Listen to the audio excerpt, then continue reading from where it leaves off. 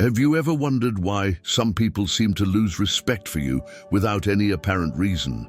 Get ready, because in this video, we're going to explore 9 attitudes or behaviors that might be sabotaging your image without you even realizing it. From the impact of punctuality to the importance of keeping your promises, we'll delve into how these habits influence how others perceive you. Stick around until the end of the video, where I'll share a crucial tip that could forever change the way people see you. But before we dive in, if you find value in these videos, please subscribe and click the bell to stay updated. Now, I want you to pay close attention to this story because it's key to understanding the important lesson in this video. In ancient Greece, there was a philosopher named Diogenes. This guy was known for living in a barrel. Yes, you heard that right, a barrel. And for his brazen attitude toward, well, pretty much everything and everyone. One day, none other than Alexander the Great went to visit him, impressed by his reputation. When the great conqueror asked if he needed anything, Diogenes simply replied, "Yes, move aside. You're blocking my sunlight." Now, while Diogenes' audacity is legendary, it's not exactly the kind of attitude I'd recommend if you want to maintain others' respect. In fact, it's a perfect example of the first attitude on our list: excessive arrogance. Have you ever met someone who seems to believe the world revolves around them? Welcome to the fascinating universe of arrogance, the first attitude on our list of how to lose others' respect faster than ice cream melts in the summer. Arrogance is like that friend who always has to top your story. But why is arrogance so repellent? Imagine you're at a party and someone walks in shouting, "The life of the party has arrived." I bet all eyes would do a collective roll. Arrogance is exactly that, but in everyday life. Now, let's not confuse confidence with arrogance. Confidence is like a good perfume. It attracts people. Arrogance, on the other hand, is like bathing in that perfume. It drives everyone away within a 10-kilometer radius. A study conducted by the University of Akron and the University of Michigan revealed something interesting. Arrogance doesn't just ruin your personal relationships, but it can also harm your performance at work. It turns out that arrogant people tend to overestimate their abilities and underestimate others. It's like believing you can win a marathon without training because you once ran to catch the bus. This overestimation leads to poor judgment and bad decisions. Imagine an arrogant chef who thinks they don't need to taste their food before serving it. The result? Dishes that taste like cardboard with a side of ego. But how do you recognize if you're falling into the trap of arrogance? Here are some signs. 1. If you think you're always right, even when Google tells you otherwise. 2. If you constantly interrupt others because obviously what you have to say is more important. 3. If you believe rules are for everyone else but not for you because you're too special. 4. If you think saying thank you or apologizing is for the weak. If any of these resonate with you, don't worry. The good news is that arrogance can be cured, and the remedy is humility. Humility doesn't mean downplaying yourself. It simply means recognizing that, like everyone else, you have strengths and weaknesses. It's understanding that there's always something to learn from others, even from that coworker who seems to have been born yesterday. Practicing humility is like exercising your personality. At first, it might feel uncomfortable, but over time, it'll make you stronger and more appealing, in a good way, of course. So, the next time you're tempted to brag or belittle someone else's opinions, remember, true greatness doesn't need to be announced loudly. As C.S. Lewis once said, humility is not thinking less of yourself, it's thinking of yourself less. In summary, if you want to earn the respect of others, let your actions speak for you. Be that friend who's always ready to listen, learn, and help. That's the true recipe for success in personal and professional relationships. Now let's move on to the second attitude on our list: chronic negativity. Imagine negativity as a piece of gum stuck to your shoe. At first, it's just a minor annoyance, but the more you walk with it, the more it spreads, and the harder it is to get rid of. That's exactly how chronic negativity works in our lives. Did you know that chronic negativity can affect your health as much as smoking a pack of cigarettes a day? Yes, you heard that right. A study conducted by Stanford University showed that constant negative thoughts can increase cortisol levels, the stress hormone, which can lead to health problems like heart disease, obesity, and depression. It's as if your brain were a DJ playing only sad songs on repeat. But don't worry, all is not lost. In fact, changing this attitude is easier than you might think. The famous psychologist Martin Seligman, known as the father of positive psychology, developed a technique called ABC to combat chronic negativity. A. Adversity. Identify the situation that's bothering you. B. Beliefs. Recognize the automatic negative thoughts that arise. C. Consequences. Observe how these thoughts affect your mood and behavior. Once you've identified these elements, you can start challenging and changing those negative thoughts. It's like being the editor of your own mental movie. Don't like that scene? Cut it and rewrite it. Another effective technique is the 21-day no complaints challenge proposed by Will Bowen. The idea is simple. Wear a bracelet and switch it to the other wrist every time you complain. The goal is to keep the bracelet on the same wrist for 21 days straight. Sounds easy, right? Well, the average time it takes people to achieve this is 4 to 8 months. Yes, we complain more than we think. But why 21 days? According to Dr. Maxwell Maltz's studies, it takes about 21 days to form a new habit, although more recent research suggests it can vary from 18 to 254 days, depending on the person and the habit. So, if after 21 days you're still complaining that your neighbor mows the lawn too early on Sundays, don't get discouraged. Rome wasn't built in a day, and neither is your positivity. Now, it's important to clarify that being positive doesn't mean ignoring real problems or pretending everything is perfect. It's more about approaching life's challenges with a constructive attitude. It's like being an optimistic detective.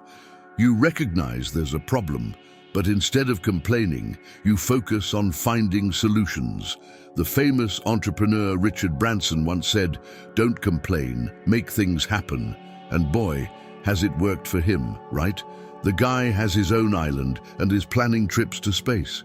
Meanwhile, many of us complain if our pizza takes more than 30 minutes to arrive. Remember, chronic negativity is like a repellent magnet for people.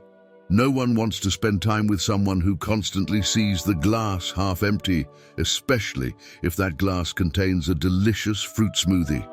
So the next time you feel a complaint bubbling up, pause. Take a deep breath and ask yourself, is this really that bad? Is there a way I can see this differently? At the end of the day, life is too short to spend it complaining. And who knows? By changing your attitude, you might not only gain the respect of others, but you might also find that you're happier. After all, as the Greek philosopher Epictetus said, it's not things that disturb us, but our opinions about them. Now, my friends, we arrive at the third attitude on our list, a lack of empathy, or as I like to call it, the superpower that makes people want to run in the opposite direction. Imagine for a moment that you're having the worst day of your life. Your boss yelled at you, your car broke down, and to top it all off, you've run out of coffee. You get home looking for some comfort, and your partner says, "So what? Bad things happen to everyone. Get over it." How would you feel? Probably ready to pack your partner's bags and put them on the curb, right? Empathy is like oil in the engine of human relationships. Without it, everything starts to grind and eventually breaks down. But why is it so important? A fascinating study conducted by the University of Cambridge revealed that empathy isn't just a nice social skill to have, it's fundamental to our survival as a species.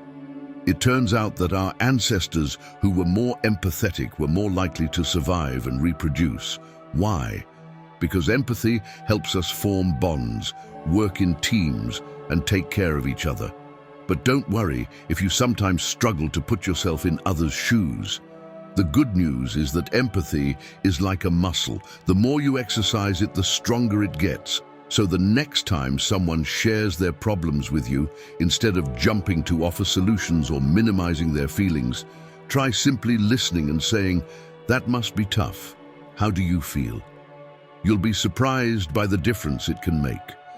As Maya Angelou once said, "I've learned that people will forget what you said, people will forget what you did, but people will never forget how you made them feel." Let's move on to the fourth stop on our tour of attitudes that will make you as popular as a porcupine at a balloon party: inconsistency. Have you ever met someone who changes plans faster than a chameleon changes color? Today, they're your best friend. Tomorrow, they don't even respond to your messages. They promise to help you with a project, and then they forget.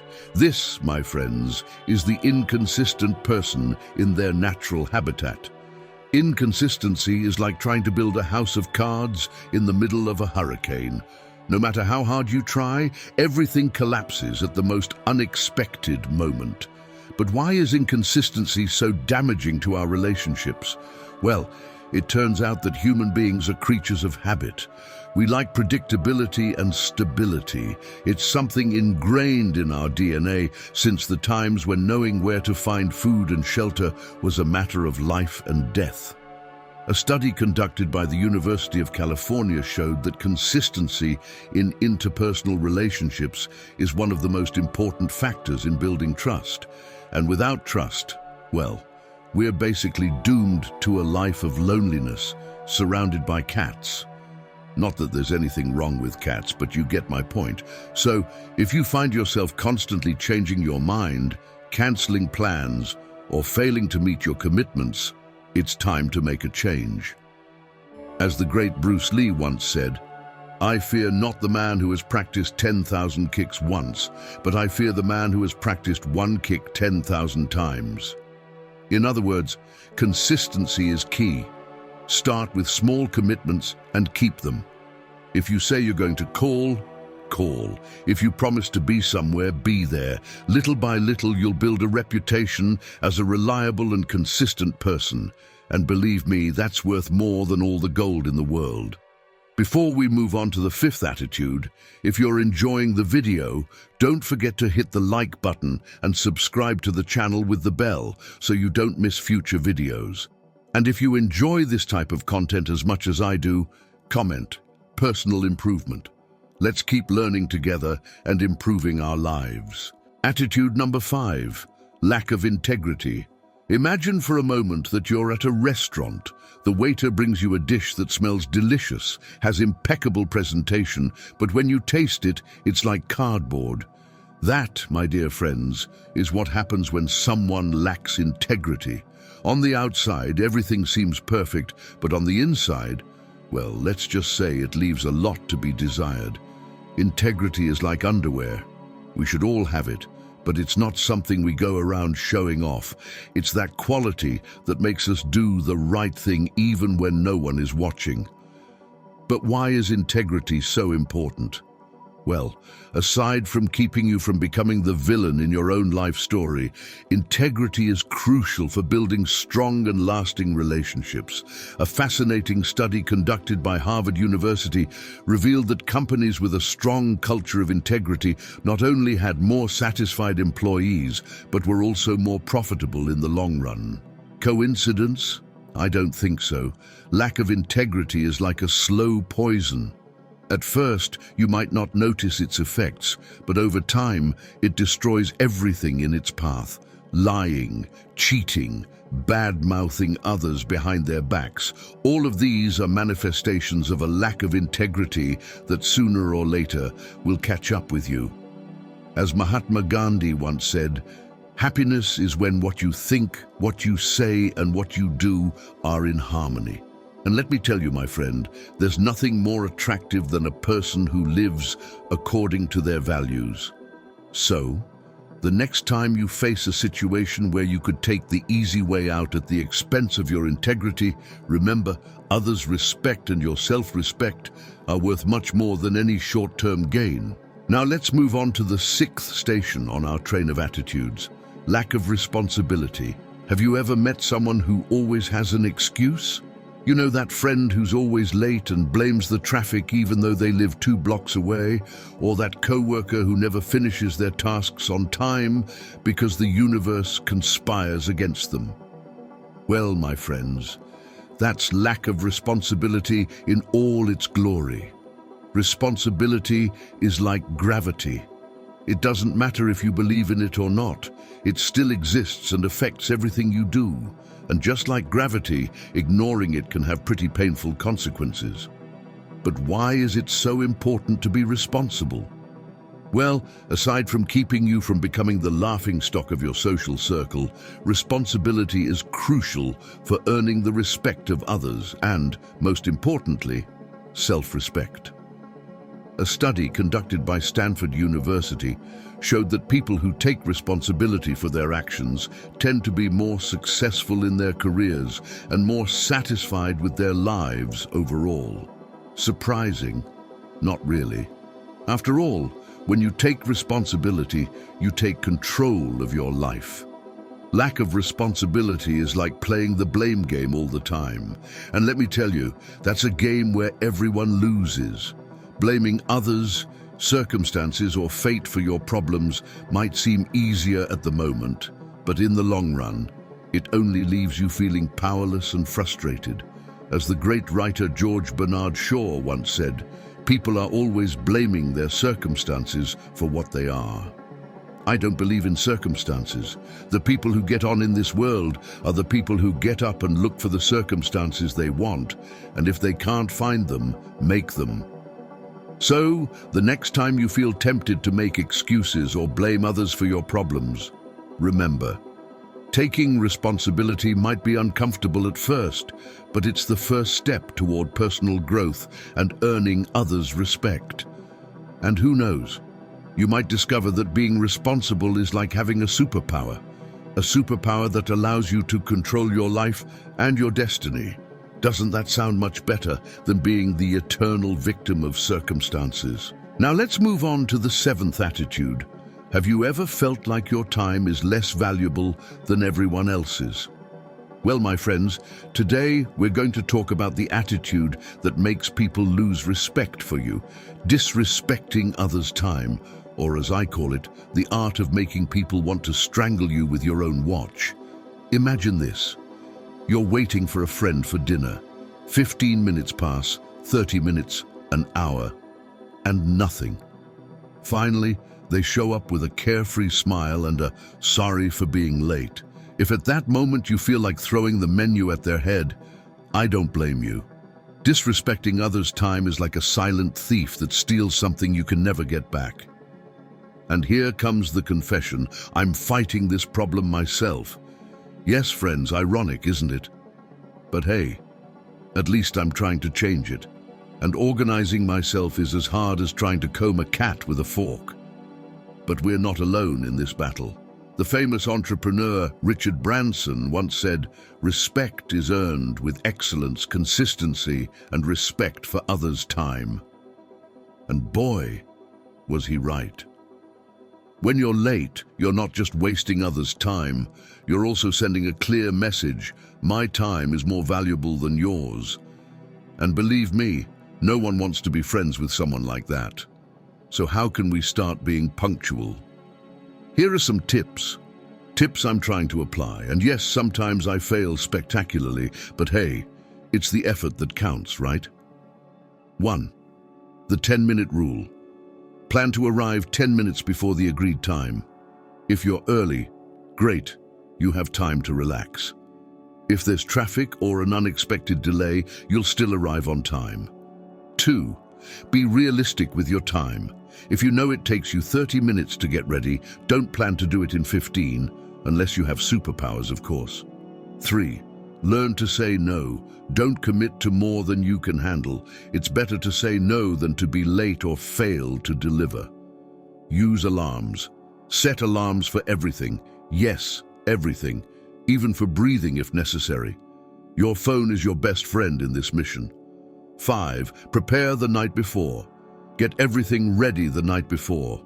Clothes, keys, documents, everything. That way in the morning, you only have to worry about not oversleeping. A study from Harvard University revealed that punctual people are perceived as more reliable and competent. So if you want people to respect you, start by respecting their time. And remember, changing this habit isn't easy. I still struggle with it. Sometimes I find myself running around like a headless chicken trying to be on time. But every time I succeed, I feel like I've won a small battle. So, the next time you're about to be late, think of this. Do you want to be the person everyone is happily waiting for, or the person everyone wants to strangle? The choice is yours. Attitude number 8 on our list, the inability to listen. And believe me, it's a more common habit than you think. But why is listening so important? Well, let me tell you a story that perfectly illustrates this point. In his famous book, How to Win Friends and Influence People, Dale Carnegie shares a fascinating anecdote. One day, Carnegie attended a dinner where he met a botanist. Although Carnegie knew nothing about botany, he spent the entire evening asking the expert about his field, showing a genuine interest in learning. At the end of the night, the botanist told Carnegie that he was one of the most interesting people he had ever talked to. And you know what? Carnegie barely said a word the whole night. All he did was listen attentively and ask questions. This story teaches us a valuable lesson. The art of listening not only makes us more interesting, but also helps us build deeper and more meaningful relationships. Now you might be wondering, how can I improve my listening skills? Well, here are some practical tips. First, practice active listening. This means not just hearing the words, but trying to understand the message behind them.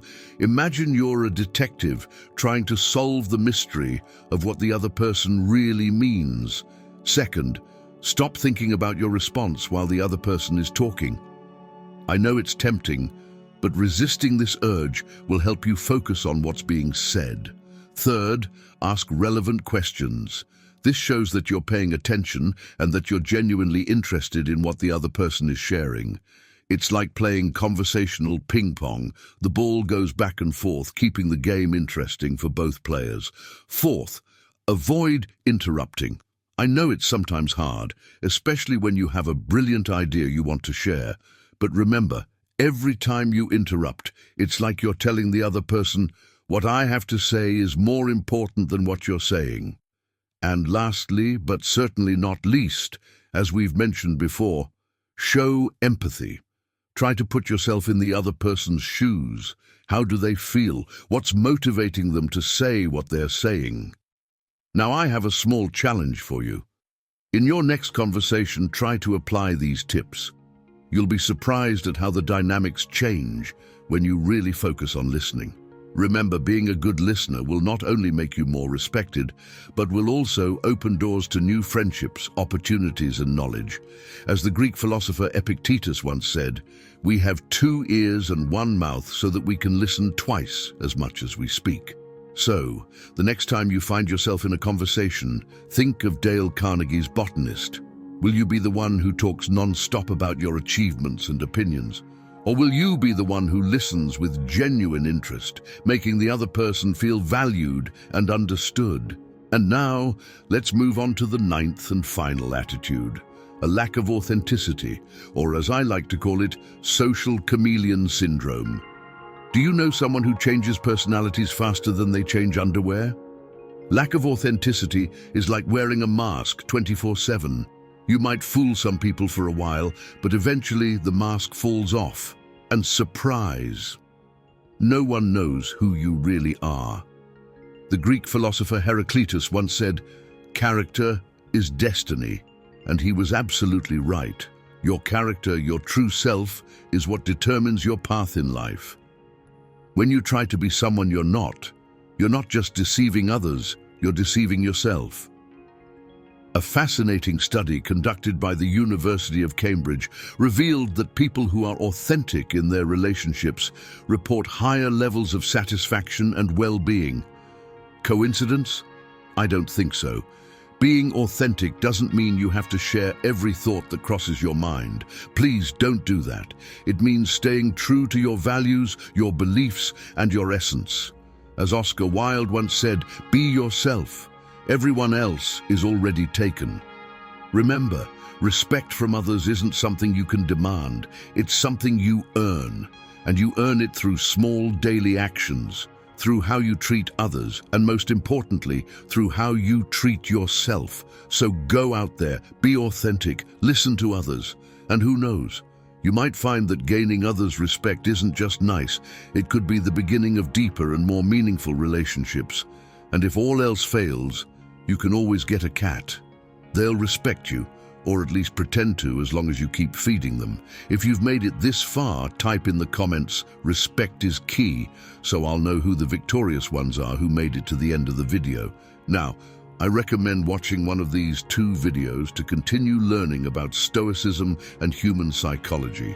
A big hug, and I'll see you in the next video.